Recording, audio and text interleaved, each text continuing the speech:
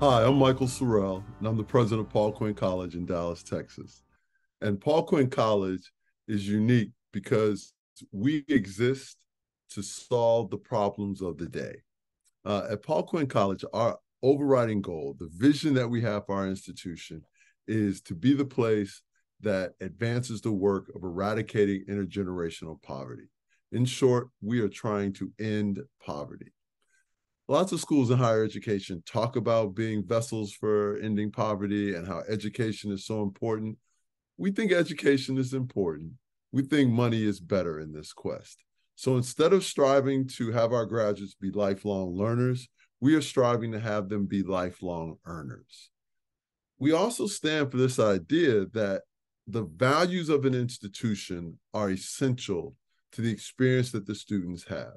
We want to create an idealized environment so that our students and their families understand that higher education worked for them. And when I started 16 years ago, these weren't the things that we were focused on. But when I started 16 years ago, we were on the precipice of dissolving. Our institution was going to close in about 18 months.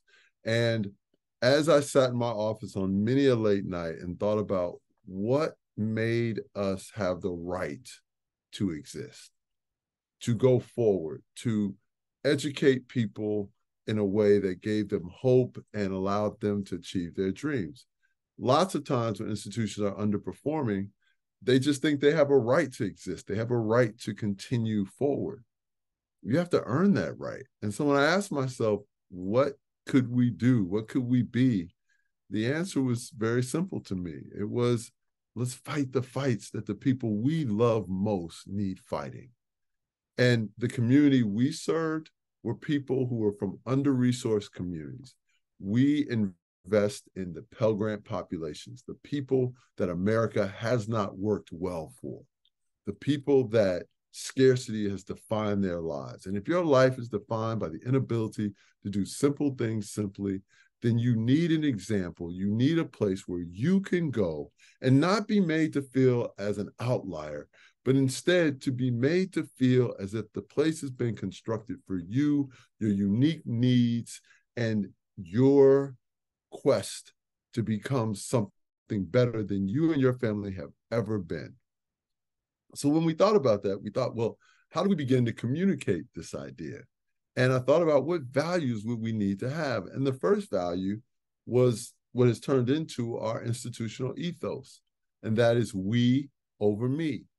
The needs of a community supersede the wants of an individual. At Paul Quinn College in the Quinnites Nation, you do not get to be selfish. We believe that selfish people destroy communities. They destroy the fabric, the essence of who you can be.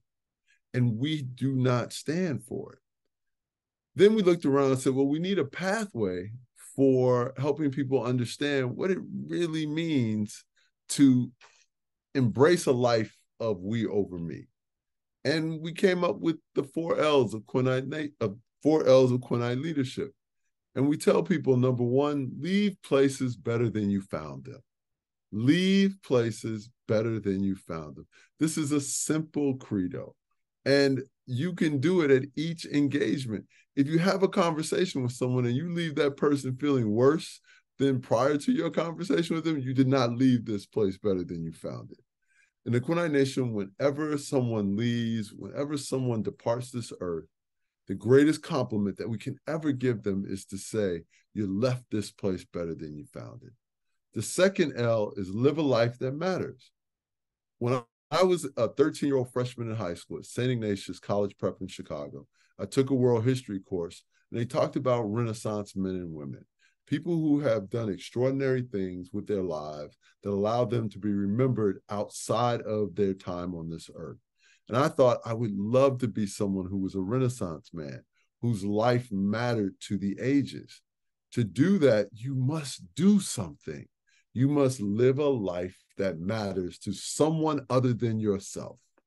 So we tell our students, live a life that matters. Do something with your time. The third L is lead from wherever you are. And this really speaks to this idea that A lot of times we think we have to wait our turn to be a leader. We have to wait our turn to do something significant. I am too impatient to ever wait my turn. I'm not going to tell anyone else to wait their turn. What I am going to tell them is wherever you are in that moment, you have the capacity to do something extraordinary. Do what you can do in the moment you are in. Lead from wherever you are. The last L is my favorite, and it's love something greater than yourself. And it ties back to this notion of not being selfish. Find a cause, find a person, find a people, and pour yourself into them, into that cause. Love something greater than yourself. Find a cause and just dive into it. The last thing I'll tell you, because I think it's very, very important in this era, is we have to understand that people can be our kind and not be our color. You don't have to be Black to embrace Paul Quinn College and the fact that we're a historically Black college and university. No more so than I don't have to be Jewish to identify with my good friends in the causes of Temple Emmanuel or Temple Sinai or wherever it is that they worship. We are more alike than we are separate. All of us care simply about three things generally. We want a safe place to live.